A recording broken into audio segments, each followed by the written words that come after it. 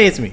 Really tell me, the guys with the five eyes that you see, although you can't even see my eyes. But here today, we're going to be talking about the PS5 Pro presentation and why I think Sony is we're kind of almost at the limit for like console games as we kind of know it for now. But I don't think we're quite there. Like I know a lot of people, especially after this reveal, are kind of saying like console game is going to end pretty soon and everything like that. But I still don't think we've gotten to the level of gameplay and graphic fidelity where it's like, everything, pretty much everything would have to be a PC.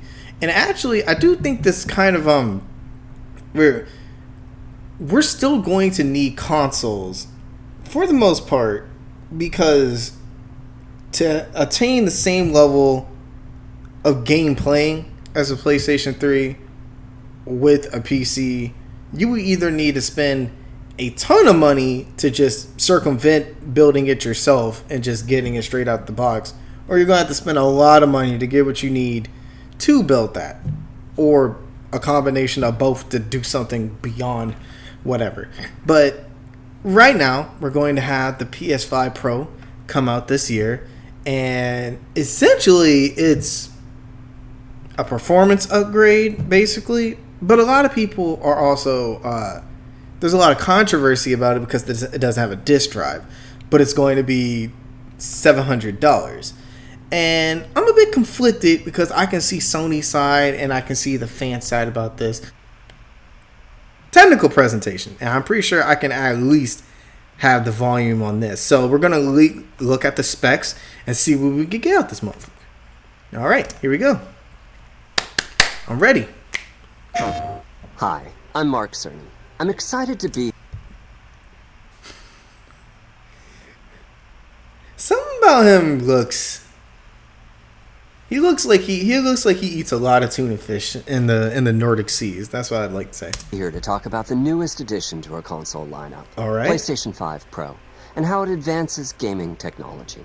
But first, I want to take just a minute to look at what we put in the original PlayStation 5 and how it... But I can see why they didn't put a disk drive in that one, because if you think about it, if it's already $700, if they put a disk drive in that bit, no one likes the idea of $1,000 console, because if they sold it like a disk drive one for no one's buying that. Nobody is buying that at all, because that means the resale, if it sells out, would have to be like $1,500. Because I know my brother got his PS5 for like $1,000 anyway, which kind of sucks thinking about it, because if then he would just waited, he could have got a PS4 Pro for that much, for maybe less. But yeah, a disk drive it had to be $1,000, and then you would literally just be better off buying like a supercomputer like I got. I didn't even know my computer could even play like PS4 level games until I looked at it, and I was like, oh, it's got this RTX whatever and Core i7 something. I have I think a 15 or 17 inch Nitro 5 Ace. I don't know anything about computer games, but that's why I'm getting into it, because it is superior. But yeah, there's no way they could have put a disk drive on that thing and had it be less than like at least $900. So delivers an exceptional gaming experience. I'm also putting the captions on just in case I don't capture the audio, because I'm not about to play this shit again. All right. When PS5 debuted in 2020, Yeah, it brought a lot to the table. it was pretty cool. 8 Zen 2 CPU cores form the brains of PlayStation 5 and enable high-speed complex gameplay, with character counts reaching into the hundreds. Look at, there's that. And frame rates that can be as high as 120 frames a second. And I guess for shooters, I guess that's probably why you would want that much, to react really fast for shooting. But I feel like that's going to do something to your brain. Something about that doesn't... I'm not sure human eyes are supposed to be moving quick like that, or whatever. I don't know. To fantastic worlds with vast panoramas to explore. Tsushima was a pretty nice game. A bit overrated. I don't know. I feel like it was really good and it was really beautiful, but it didn't feel as interactive as I think it should have. Ray tracing allows for dramatic visual improvements, including reflections off of water or glass, and the realism that comes from real-time global illumination.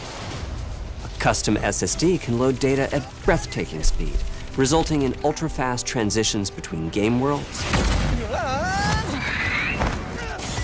and data streaming rates so high that traversal speeds are essentially unlimited. You okay? I'm working on it! Tempest 3D audio tech brings an unparalleled sense of immersion to the sound of the games. With audio so real, you may not even need to see the enemies to know exactly where they are. And you know, people have been giving the PS5 a lot of shit for kind of basically just, I guess, graphically not doing too much from the PS4. But I think it's a setup, in my opinion. I think it's a setup because, like, hear me out here, though, because the things that he's listing, like, if you play a PS5 versus a PS4, there's a difference. You know, I played Ratchet and Clank off my brother's PS5, and it truly did, especially he got this big-ass screen in his room. It felt different. It felt like the way I could explain it is, I felt like the way the detailing was and like the rift sections, how like it was like really like instantaneous with so much going on at one time. Like it really did. It does have it does have the next gen feel. Visually, I was not impressed because of course visually, I really don't think graphics was the focus of the PS5 this generation. I think this generation, their main focus was making games run like at a very high level. I think when we get a PS6, I think then that's when they need to start really working on getting to that next level of graphical fidelity. Because I think until we reach Uncanny Valley, where every game generally looks, because games don't look completely realistic, not yet to me. Like to a trained eye, because I've been playing games so long and I've been around for at least more than half. Actually, I've pretty much been around for the more important graphical upgrades from, you know, the PS1 era to PS2 and everything, that, you know, my eyes have gotten so accustomed to the next level, and now these two levels are similar. We have not reached that level yet. Things are not completely photorealistic. The only time you kind of ever get photorealistic games is definitely not with games that run like this, because there's way too much going on. It had to be a heavy rain-ish type of game or whatever. But the PS6 definitely is going to have to make that next leap, because it can't afford, Sony can't afford to have like an actual next gen console feel like a buffer for the Pro console this time around. They got to do kind of like what Nintendo was doing with the Wii to Wii U to the Switch. You know, like the Wii U like actually did have like high PS3 level graphics, and it worked. Kind of, you could still work a Wii with it. You know, it was like they skipped on the next level stuff with the Wii, because they're like, okay, let's focus on control. Let's make control different. Then with the Wii U, they were like, okay, now we're gonna move on from the control, and then let's focus on making how you play games, console games, different. And then you got the Switch, which is the love child of the Wii U. People always gave the Wii a lot of shit for the graphics, which it had to be, I guess, at the time, to have those kind of controls. And then people just bunker busted all over the Wii U, which I don't know why. I guess because they didn't feel it lived up to its I don't know. People just didn't like the Wii U. But we got the Switch out of that. That was the development. So I think Sony is trying to do the same thing right now. They took a cue from Nintendo, especially after they got their ass whooped with PlayStation Move, because that was a complete dud. Finally, the DualSense controller has haptics that let you feel through your... Best controller ever made. I love DualSense 5. Like the controller feels good. It looks sexy. It damn near almost makes you look rich. It's like, that's all good, but the haptics on it, no, that's the real deal. Real deal. What your character is experiencing inside of the game. Bro, that girl floats like it's wonderful to see such when variety and richness of game experiences. This dude Creators have made amazing use of the hardware capabilities, but when I talk to them, I do hear about their desire for more graphics performance. That's gonna be forever. That would never stop. The dreams of the developers are bigger than can be supported at 60 frames per second, and that leads to an aspect of modern gaming that we're all familiar with. Okay. Graphics modes. Uh-huh. It can be a difficult choice for players. Yeah. Fidelity modes emphasize the visuals, typically through higher resolution rendering. These modes might also have enhanced detail or use more ray tracing. But the games only run at 30 frames per second. The visuals can be choppier, and the controls less I guess I can responsive. kind of tell. Performance I don't know. modes 30 frames per second don't feel like it used to. emphasize frame rate and Okay, I guess I can tell that's like 60, but I don't know. Spider-Man, he moves so fast anyway. interactivity, typically choosing to run at 60 frames per second. When asked to decide on a mode, players are choosing performance about 3/4 of the time. Removing that decision, or at least narrowing that divide, is one of the key targets for PlayStation 5 Pro. Removing that decision. Hey, they should have not let that in there. They should have just said narrowing that divide, because they should know how people feel about corporations trying to control everything. So that's not a right choice of words there, but that's just me. We want to What did give it say? players the graphics that the game creators aspire to, All right. at the high frame rates that players typically prefer. Okay. To do that, PS5 Pro substantially improves Boy, this motherfucker look like a vulture, dog. He look like a vulture. I don't know if it's because his hair looks shagged, or if it's because he's getting to that. Oh, okay, I'm truly an old person stage in life. But I don't know, man. over PlayStation 5 in 3 ways. Here's what we call the Big 3. The big 3. First, we made the GPU much larger and Okay. increased the speed of the memory it uses. That makes The sense. result is rendering that's up to 45% faster. So hopefully that does Second, something for we load made times. major upgrades to the ray tracing, taking a streamlined and accelerated approach that allows calculation But see, they're gonna need to release a lot more exclusives. All this is nice, but people, part of the reason that we even have so many consoles is that people want to identify with the brand of the console and the IPs that come with it.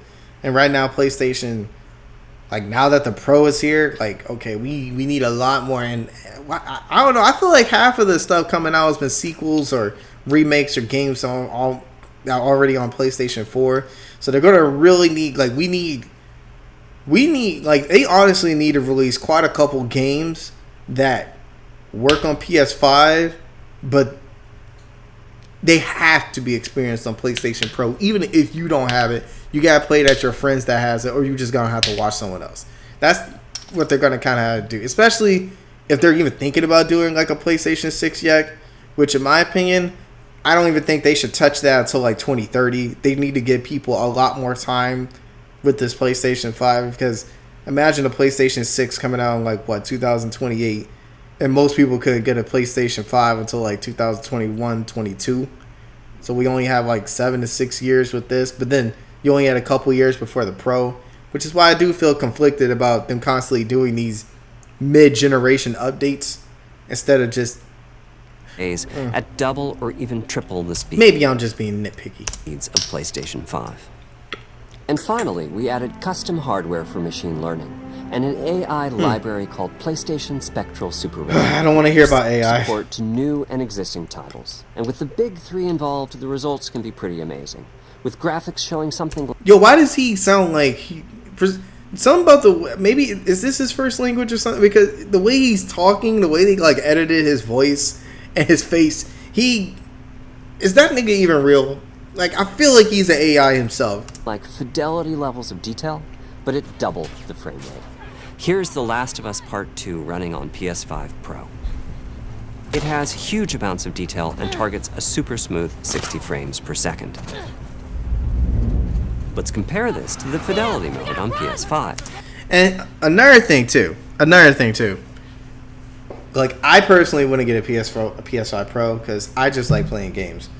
But I think some games do feel better at 30 frames per second. And hear me out, because look at this game right here, right? Which is only running at 30 frames per second. See, the thing about a game like The Last of Us, some of these, because people have basically said that the PS4, PS5 era, these games, God of War and stuff, they're like walking simulators. They're basically HBO Max games that you can play. And The Last of Us did get on HBO, because they're very cinematic. And the thing about 30 frames per second is, you know, that's like, I think that's like a standard with movies and stuff. It actually makes the PS5 version with the fidelity option, it actually looks better than me because it feels dramatic.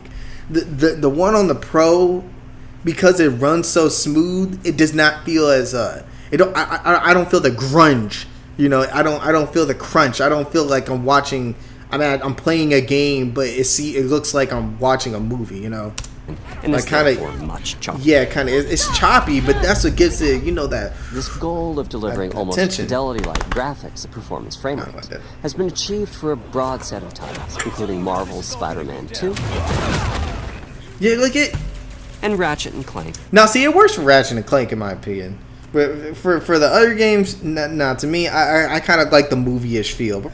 Rift apart, we can see that PS5 Pro is close to doubling the power of PlayStation 5. Another way to compare the two consoles is to look at PS5 Pro versus Performance mode on PS5, both of which target 60 frames per second. Okay, so what we see here is a difference in detail.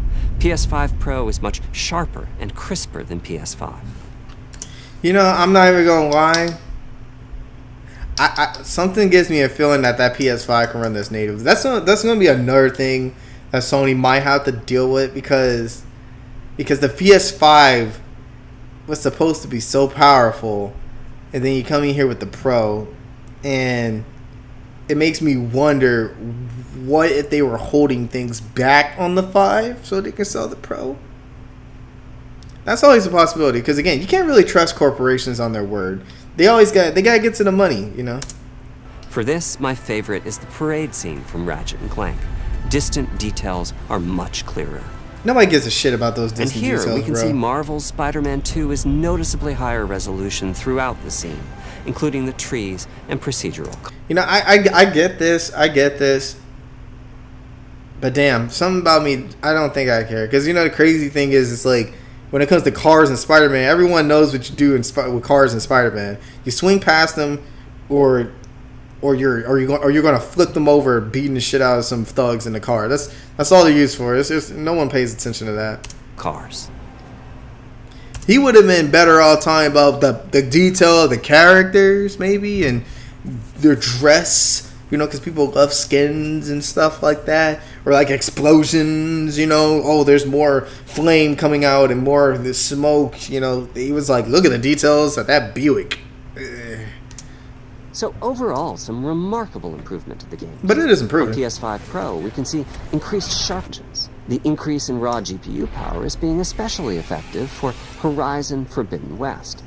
Apart from the detail boost, that extra graphics power is allowing for improvements. I heard Horizon was struggled at, was a game that like struggled with that, or it didn't live up to what the hype was and everything. But it does look very good. But I would also say it's because it's colorful as hell. Because tropical environments, the tropical environment is the environment how it really intended for most of the Earth, but.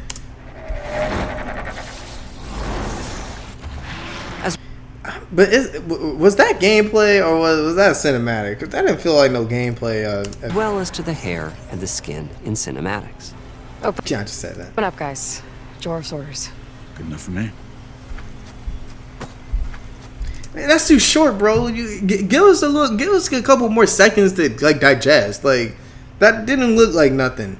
Or like have her in action or something. That was just too. That was too simple. Okay, they ray tracing is finding broad usage as well, particularly when the games are focused on higher frame rates. The faster hardware in PS5 Pro can make a real difference, allowing Gran Turismo 7 racing to add games, ray-traced reflections between the cars in gameplay, while continuing to support. Yeah, I know racing games. That's gonna be very important for racing games. That boost in ray tracing is also delivering big wins for Hogwarts Legacy.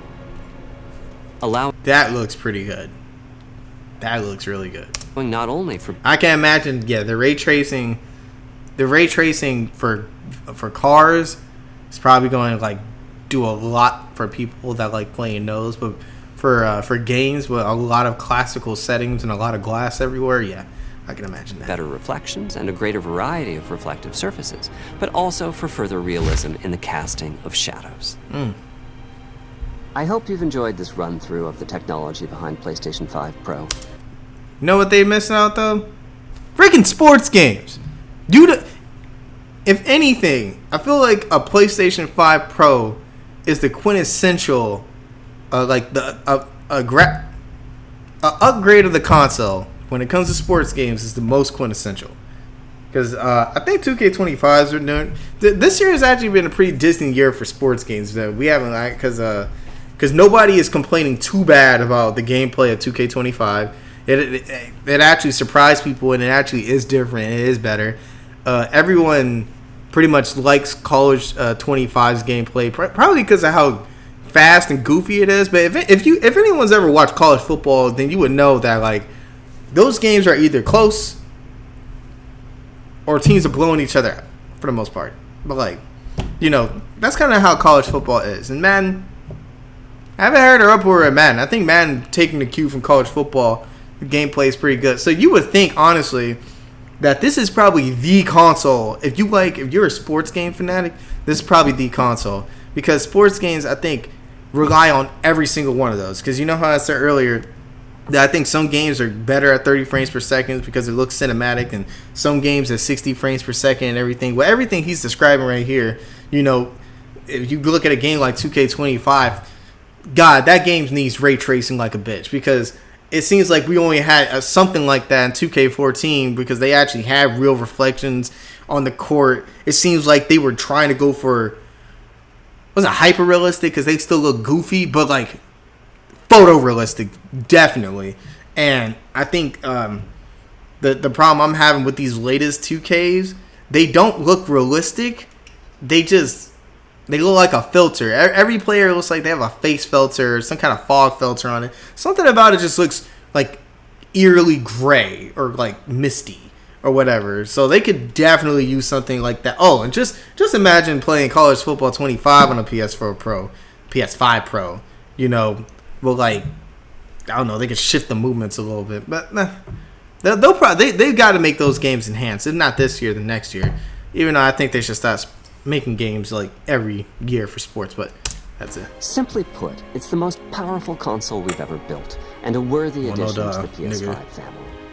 Let me wrap this up by giving you a quick look at a number of games running on the new console. Here we go.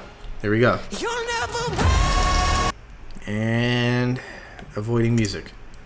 So you're gonna have to listen to me now. So, okay, yeah, it looks like that.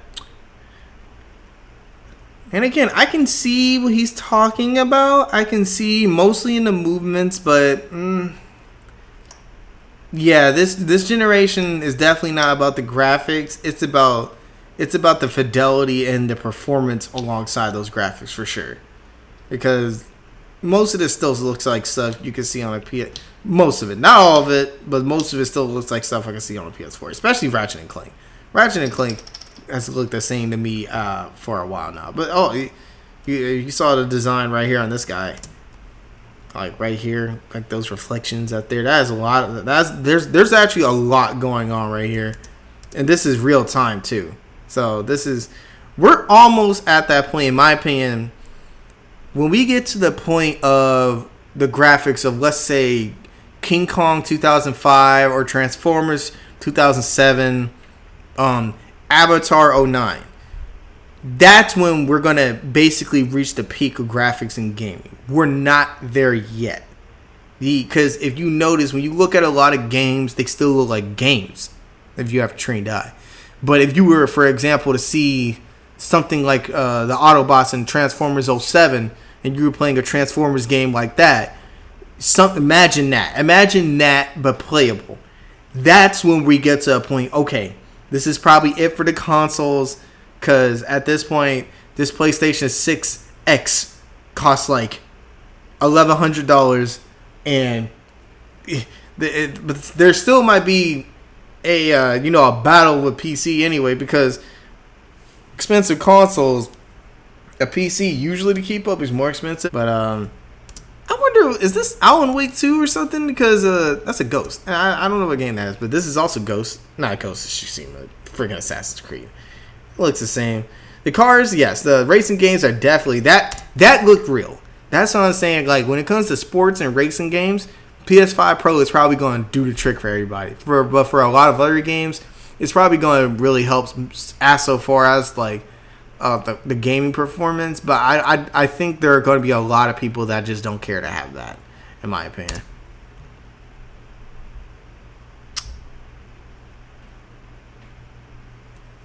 That looks the same as the PS5, PS4 version. That one does not really look any kind of special at all. The insides look great, but the gameplay look mid. And this one kind of looks... I could see this on the PS4 too. I didn't see too much going on with that. Yeah, basically, you're going to notice this is like the Pro if you're focusing in a lot on the lighting and a lot on just like the frame rate. But I don't think it adds... I'm going to be honest. I don't think the Pro adds too much to me. I don't think it adds enough. I couldn't justify myself getting this, especially for $700. Simply just because you're not really gonna get anything new. You're just gonna be able to play the games you like faster, and the family jewels are just gonna shine brighter. That's all, in my opinion, as far as I think. Damn, I swear the yen is just getting worse and worse every year. But let's see. Hold on a second. Wait. Are those pounds? Hold on a second. So this is $700, but over there in Europe, it's 700 pounds, which is like $750 over here, and then it's like 800 euros. What the fuck is going on? So it's more expensive to have this in Europe. At least that's good to know. Hey, it's not as expensive over here then, right? So there's that, and again, let's just look at inflation really quick. So when these released, this is a good comparison. So basically, super early gaming was very expensive. Then afterwards, marginally expensive. I don't know what Neo Geo, yeah, they no wonder why that didn't work out. But games are marginally expensive, and you can see here, like the the bigger game maker, Sega, Nintendo had generally their prices were graspable, basically, for average person. It's whenever you try when you try something, you try to bring the new extreme to the market, that's when you're just going to inevitably be the one that's more expensive. So I think people shouldn't complain too much about the price, because if you're going to be the most powerful console, you're going to be the most expensive. Because look, in this generation of the Neo Geo, hyper expensive. 3DO, because they're trying the 3D thing first, hyper expensive. Sega Saturn, basically trying to be the most powerful 3D console, very expensive. PS2, well, still graspable, relatively expensive. I thought the Xbox would have been more expensive, but I guess they were just trying to compete. PlayStation, $758 for the PS3, because when that came out, that was about $600 itself. And to be quite honest, bit of a ripoff, honestly, because it wasn't really more powerful than the Xbox 360. I think the Xbox 360 actually ran better. It did have free online, though, but damn, it almost, for at least the first 2 years you had it, almost felt offset by that price. And it had a bunch of features that, while nice, they didn't really need. No one needed a memory stick. You remember when kids are young, but there used to be a cartridge or a slot on the 60 gigabyte PlayStation, which my dad got me, shout out to him, that you could open and you could put compact flash cards in there. That's usually used for cameras. You kids under the age of like anything 25, most people don't even know what those are anyway, except for people that really shot photos. Compact flash, regular memory sticks, like SD cards and the mini BSD cards and stuff. I think I used that about twice for cameras that I had back then. And that was it. They didn't need those features in there and everything like that. And ever since then, gaming has actually been very affordable for my generation, actually, now that I think about it. So I'm really thankful for that, because it seems like the prices back then were generally more expensive. But people got paid much better back then as well. So saving up for that probably was easier. Actually, it's probably about the same. There's a lot of things offset by inflation and everything like that. We've been going through stagflation. But yeah, it's expensive, but it's not crazy expensive. I don't think people should be going, they shouldn't be hooting and hollering over that and everything like that. But I guess the PS5 Pro was necessary. I don't think it was much necessary. I think they should just keep focusing on coming out with more exclusives to give more people a reason to even get the PlayStation 5. Because I know me personally, I'm skipping this generation. I have a PS4. I love my PS4. It plays all the games I would need. Most of the games I already have on the PS4 that are on PS5. Yeah, they may run better on PS5. And maybe I get to upgrade the game when I have it on PS4 to PS5. But if I can't, that's not, most games are not worth for me getting twice. Once over for another console. And I just don't feel the difference like I did PS2 to PS3, PS3 to PS4. It's not the same kind of feeling. So I'm going to wait for a PS6 inevitably, because at least that's going to feel like more of a jump. But that may also present itself as a problem to the game industry, because if people are feeling like that, and all of a sudden the console market is going to start feeling like it's starting to feel like the phone market. That's not a good thing. Because these things are pretty expensive to make, and they're not an every year thing the way phones are. That's why people tend to skip generations of phones. Like, why would I get an iPhone 16? I got an iPhone 13. It doesn't do too much. It's these little details that are made for a really niche audience. You know, I think definitely they should double down and trying to focus their attention towards hardcore gamers. I think they should do a lot of sponsorships on that level. Like, I really do think Sony should really go out there and sponsor a lot of people and get them to get these PS4, PS5, whatever, Pros into people's hands, because I do not think this console is going to sell many units. It's definitely going to sell, but I don't think it's going to sell a lot. You're going to have a lot of people watching other people play on the PS5 Pro on their increased retinas or whatever. And I think they should lean into that, because for me, I just can't justify it. You know, like, especially getting into PC gaming now, because I know I spent like $1,000 for this computer, and I think we spent less than $1,000 for the second one we got. But in my personal opinion, I would probably suggest, like, if someone's just a general gamer and they just game, I would suggest someone get my PC versus getting a console, because my PC could basically, I mean, you could upgrade it and add some extra, I guess, to make it play PS5 level games, but I know it can play PS4 level games with enough memory. And I could also emulate all the consoles on this list as well. So now, so it's like I can play modern games, but then I can also play almost pretty much every old game I want, damn near for free.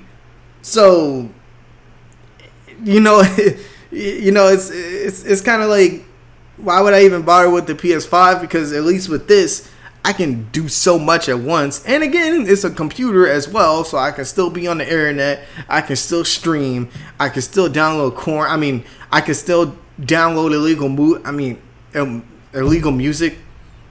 I can download illegal things, many things, and I can trade Bitcoin away into oblivion on this too. But hopefully, if you feel like you need, if you want a PS5 Pro, go get it and tell me how it is, because I'm pretty much going to be looking at people doing a PS5 Pro, and Sony's going to have a lot to think about for their next console. And in my opinion, too, I don't think they should go with the Pro method of a new console, because inevitably, this is always going to eventually happen. The consoles are going to become more PC-like. They're going to need these things to be a bit more customizable. So, if anything, they should, right now, start buying whatever PC developer stuff, yada yada, GPU brands, whatever, all that technical jargon. Start buying them up, go into Sony R&D, make your own exclusive Sony ecosystem, and we should transition to consoles with custom mobility, whatever, that provide themselves, again, to keep themselves as a cheaper alternative to PC gaming, because now more than ever the consoles have to constantly think. They have to think more and more and more and more about the PC market. They didn't really used to have to, because the average person wasn't even on their computer as much. And I hear people talk about how the average person will, not really gravitate towards PCs and stuff, and how Gen Alpha and Gen Z aren't really computer savvy like that. But the point still stands, is we do so much on our computers anyway. Eventually people are going to catch up, especially Gen Alpha, because they just see so much on the computer anyway. So that's about it. Pretty good video. I like what PlayStation is doing still looks like a nice console. And see you guys later.